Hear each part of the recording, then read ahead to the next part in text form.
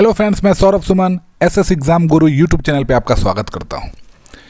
Admit card आप लोगों के पास सेंटर के नाम के साथ मिल चुका है, लेकिन परीक्षार्थियों की संख्या आप स्क्रीन पे देख रहे होंगे तो आप सोच रहे होंगे कि इससे पहले 2-4 दिन पहले जब आपने वीडियो बनाया था तो कहा था कि इतने विद्यार्थी हैं, स्टूडेंट्स परीक्षा देंगे, आज इतने बढ़ कैसे गए।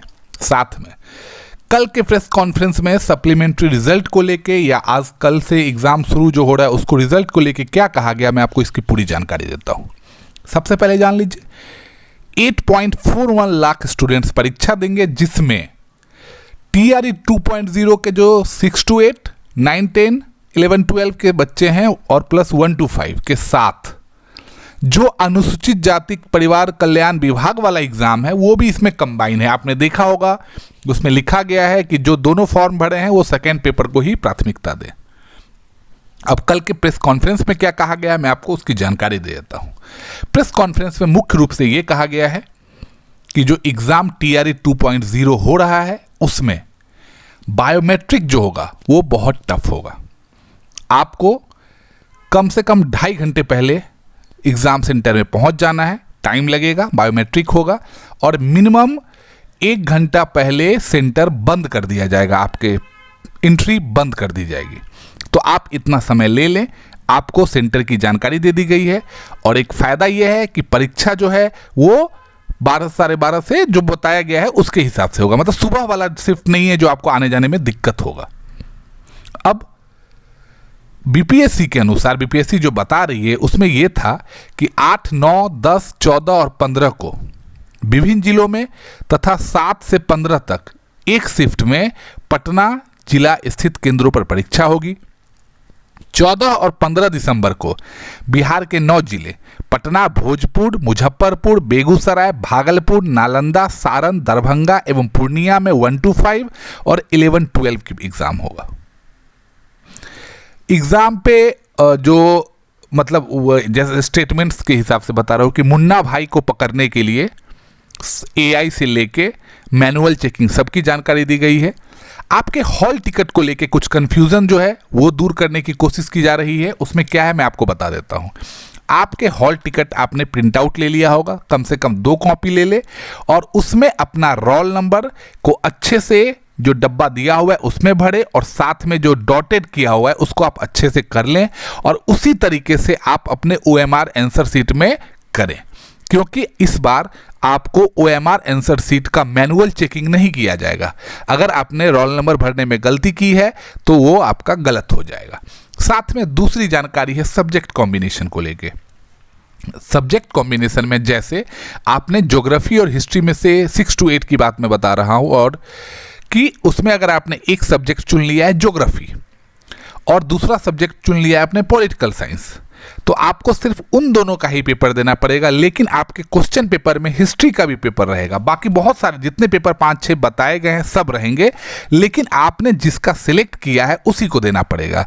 और आप ये कहाँ चेक करेंगे तो आप अपने एडमिट कार्ड में चेक कर ले कि आपने कौन सा पेपर सिलेक्ट किया हुआ है। अगर मान लीजिए आपने ज्योग्राफी और इकोनॉमिक्स सिलेक्ट किया हुआ है तो आपको G से वहाँ पे डिनोट किया रहेगा, जैसे 1 से लेके 30 तक क्वेश्चन जो रहेंगे वो आपका क्वालिफाइंग एग्जाम जो है इंग्लिश और हिंदी का रहेगा, जिसमें 9 क्वेश्चन रहेंगे इंग्लिश के और 22 क्वेश्चन रहेंगे हिंदी के, 1 से 30।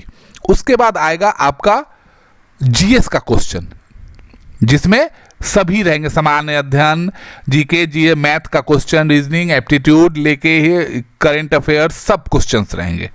उसके बाद जो पेपर बचते हैं उसमें आपके 2 सब्जेक्ट रहेंगे, टोटल 150 क्वेश्चन है, आपको पता है।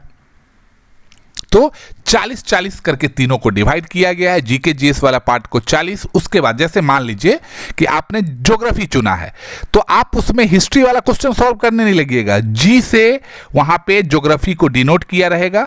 G जो पार्ट है उससे आप ज्योग्राफी वाला क्वेश्चन अपना 40 सिलेक्ट कीजिएगा, उसको सॉल्व कीजिएगा। अगर आपने सेकेंड ऑप्शन इकोनॉमिक्स को दिया है तो आप E से इकोनॉमिक्स लिखा रहेगा, आप उसको सॉल्व करेंगे। अगर आपने पॉलिटिक्स चुना था पॉलिटी तो आप P से पॉलिटी को सॉल्व करेंगे। ऐसा नहीं होगा, मैं आपको फिर से बता रहा हूँ। इसमें मैं एक बहुत बड़ा क्लेरिफिकेशन ये है कि मान लेते हैं आप पेपर देख रहे हैं, हिस्ट्री का पेपर आपको आता है, बहुत इजी है, लेकिन आपने सिलेक्ट किया हुआ है ज्योग्राफी, और आप सोचेंगे कि आप वहाँ पे हिस्ट्री का पेपर दे के चले आएंगे, तो आप फेल कर दिए जाएंगे। क्वेश्चन इजी रहे, क्वेश्चन हार्ड रहे, इससे मैटर नहीं करेगा, क्वेश्चन पूरा पेपर आपके पास रहेगा। आपको क्या करना है, अपना जो सब्जेक्ट कॉम्बिनेशन आपने एडमिट कार्ड में चेक करना है, उसको आप क्वेश्चन पेपर में गोला एक कर लीजिएगा कि आपको यही सॉल्व करना है, आपका ध्यान इधर उधर ना भटके, और वैसा ही आंसर सीट OMR सीट पे वही चीज़ आपको क्लिक करना है। इस चीज़ का बहुत अच्छे से ध्यान रखें, नहीं तो आपकी मेहनत बर्बाद हो जाएगी इस बार। तो उन्होंने कहा भी है कि OMR सीट में इस बार किसी भी तरीके का छेड़खानी आप करिएगा तो आप एग्जाम में, मतलब पेपर चेक होने से पहले डिबार कर दिए जाइएगा, आपका पेपर ही चेक नहीं होगा। अब एक दूसरी जो जानकारी थी वो NIOS DLED को लेके थी। उन्होंने सख्त लहजे में ये कहा कि देखिए, हम सुप्रीम कोर्ट जो बोल रहा है वही होगा। वो बार बार जो, देखिए, मैं जो उन्होंने बोला था, चोर जब तक पकड़ा नहीं जाता वो चोर नहीं सिद्ध होता, ये सब चीज़ चोर से किसको आप, मतलब क्या था, मतलब समझ में नहीं आ रहा था। उस प्रेस कॉन्फ्रेंस में कुछ भी बोला जा रहा था। मेन ये है, तात्पर्य ये समझिए कि सुप्रीम कोर्ट के डिसीजन में भी है, और हॉल टिकट को लेके, एडमिट कार्ड को लेके जो नोटिस आया BPSC का, दोनों में एक चीज़ है। और वो चीज़ क्या है, मैं आपको अगर एक सेकेंड नोटिस के साथ ही एक समझा देता हूँ। Important notice regarding admit card में BPSC के वेबसाइट पे वो दिया हुआ है वो पॉइंट, और सुप्रीम कोर्ट के जजमेंट में भी वो पॉइंट दिया हुआ है,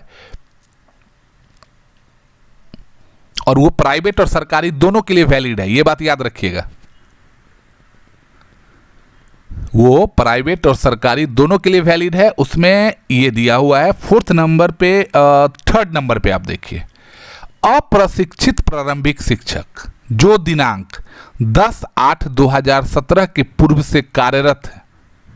मान लेते हैं कि आप 2015 से प्राइवेट स्कूल में कार्यरत, मैं सरकारी का छोड़ दीजिए, प्राइवेट में कार्यरत हैं, आपके पास डॉक्यूमेंट्स होगा अगर आप प्राइवेट में काम कर रहे थे तो, और वो प्राइवेट स्कूल वैलिड स्कूल होना चाहिए। ये नहीं कि जो गांव में जो स्कूल खोल देते हैं वो वाला स्कूल नहीं चलेगा। प्राइवेट स्कूल जो जिसको एफिलिएशन मिला हुआ रहता है, अगर उसमें आप कार्यरत हैं 2017 से पहले, और तब आपने NIOS से DLED किया है, तो आप इस एग्ज़ाम में बैठ सकते हैं। एक चीज़ उन्होंने और कहा कि ये अंडरटेकिंग पर है, अगर ये गलत होगा तो आप पे कार्रवाई होगी। अब समझिए, उन्होंने NIOS को लेकर जो व्याख्या किया है उसमें उन्होंने ये कहा है कि NIOS DLED एग्जाम में पेपर देने के लिए नहीं था। NIOS DLED जो कार्यरत थे उनको एफिलिएशन देने के लिए था कि आपने ट्रेनिंग किया हुआ है। दोनों चीज़ में बहुत अंतर है। तो ये अंतर उन्होंने समझाया है कल के प्रेस कॉन्फ्रेंस में, तो ये आप भी समझ लीजिए और अपनी गारंटी पे ये एग्ज़ाम दीजिए, क्योंकि अगर आप नहीं होगा तो आप पे कार्रवाई कर देंगे वो लोग। अब तारीख, अभ्यर्थी और परीक्षा केंद्र जान जाइए। 7 दिसंबर को जो 6473 है उसमें प्रधानाध्यापक की भी भर्ती हो रही है। इसमें 6473 अभ्यर्थी हैं, 3 परीक्षा केंद्र है। पिछड़ा वर्ग और अति पिछड़ा वर्ग कल्याण विभाग का ये एग्जाम है। 8 तारीख को 2,23,506 हैं, 396 परीक्षा केंद्र है। शिक्षा विभाग और पिछड़ा वर्ग का 9th 10th और अनुसूचित जाति कल्याण विभाग के 6ठी से 8वीं का पेपर रहेगा।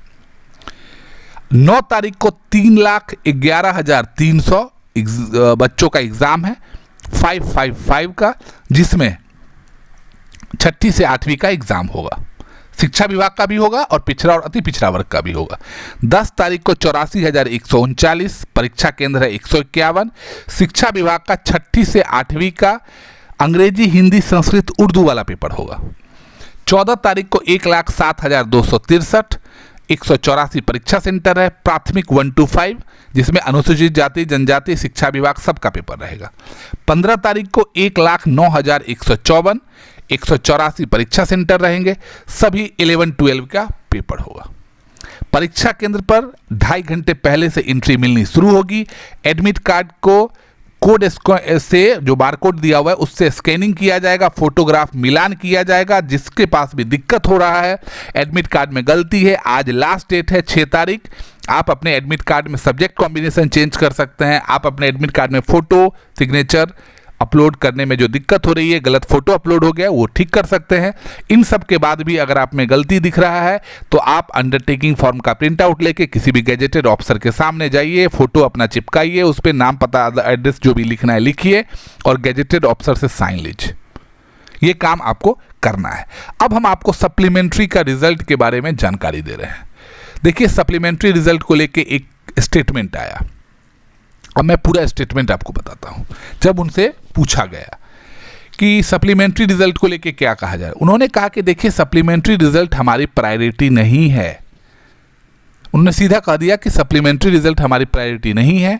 ये कल हो सकता है, परसों हो सकता है, एक सप्ताह के बाद हो सकता है, क्योंकि हमें बाकी रिजल्ट्स भी बीपीएससी को निकालने पड़ते हैं। और उन्होंने एक चीज़ और कहा जो दुखदाई है स्टूडेंट्स के लिए। उन्होंने कहा कि बीपीएससी में, मतलब शिक्षा विभाग वाला जो एग्ज़ाम अभी टीआरई हुआ है, उसमें वेटिंग लिस्ट का कोई प्रावधान नहीं है।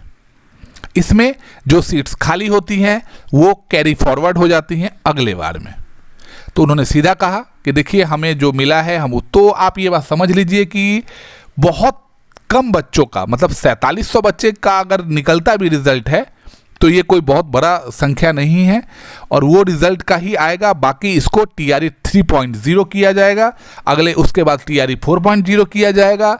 मतलब ये एक राजनीतिक रूप से, और मैं इसको असक्षमता कहूँगा विभाग का, कि वो उन बच्चों का रिजल्ट खराब कर रहा है। या तो आप जो बच्चे सिर्फ, अगर कोई फर्जी बच्चा पकड़ाया, आपको मैंने कल भी दिखाया था कि फर्जी बच्चे पकड़ाए हैं, आज का भी न्यूज़ है, मैं एक न्यूज़ देख रहा था अभी थोड़ी देर पहले वीडियो बनाने से पहले, कि 18 यूपी के अभ्यर्थी ने रिज़ाइन दे दिया है क्योंकि केवीएस का, केंद्रीय विद्यालय का, में उनका ज्वाइनिंग हो गया है तो वो चले गए। तो उसमें समस्तीपुर का था, मुजफ्फरपुर का था और एक और किसी डिस्ट्रिक्ट, शायद बेगूसराय का था। 18, ये 3 डिस्ट्रिक्ट मिला के कल की बात है। तो अब वो रिज़ाइन दे रहे, 18 बच्चे गए। तो इन 18 बच्चों की जगह पे पास 18 बच्चे क्यों नहीं आएंगे? और आप कहते हैं कि नियम नहीं है। प्रावधान तो अपीयरिंग वाले का भी नहीं था, प्रावधान तो बहुत सारे चीज़ का नहीं था, पर आपने संशोधन किया ना। तो संशोधन जब आप एक चीज़ में कर सकते हैं तो जो जरूरी चीज़ है उसमें क्यों नहीं कर सकते? लेकिन आप, क्या कहा जा रहा है, एक कहावत जो गांव में वही है कि आप किससे मुंह लगा रहे हैं, जिसके पास अलग अलग तरह का ही तर्क दे दिया जाएगा आपको चुप करवाने के लिए। यही बात उन्होंने कहा भी है कि बिहार सरकार में वेटिंग का प्रावधान नहीं है, अभी तक सिर्फ 4800, मेरे को लगता है 4700 है। गोलो अंक में न भरकर गोला में भरना है रोल नंबर, वो अच्छे से करिए। 2017 से पूर्व आपने अगर किया हुआ है डीएलएड तो आप दीजिए। सारण और पटना के एक एक सेंटर को ब्लैकलिस्ट किया गया है, उसमें किसको किसको किया गया वो बता। बांकीपुर गर्ल्स हाई स्कूल को किया गया है। क्यों किया गया है? क्योंकि जब वहाँ पे एक सिविल जज वाला परीक्षा हो रहा था तो वहाँ की प्रभारी प्राचार्य centre superintendent Meena Devi unauthorized व्यक्ति के साथ वाहन और मोबाइल के साथ अपने कक्ष में बुलाकर बैठाने और अपने दायित्व का, अरे चलिए, ये सब कोई न्यूज़ है? तो यही है, आपका एग्ज़ाम है कल से। आपके एग्ज़ाम के लिए आपको बहुत बहुत शुभकामनाएं। हर निगेटिव चीज़ भूल के आप एग्ज़ाम दीजिए। सप्लीमेंट्री भूल जाइए, अभी बीपीएससी को भूल जाइए, हमको भी भूल जाइए, लेकिन आप परीक्षा से दीजिए। अच्छे से परीक्षा देके आप आइए। एकदम बेसिक जाने आने में आप 2 घंटे का मार्जिन रखिए, जिससे कि आपको दिक्कत ना हो, आप टेंशन में ना आए। और हमारी तरफ से बहुत सारी, ढेर सारी शुभकामनाएं हैं। इस बार आप बेड़ा पार होगा आपका। बहुत बहुत शुभकामनाएं मेरे साथ जुड़ने के लिए।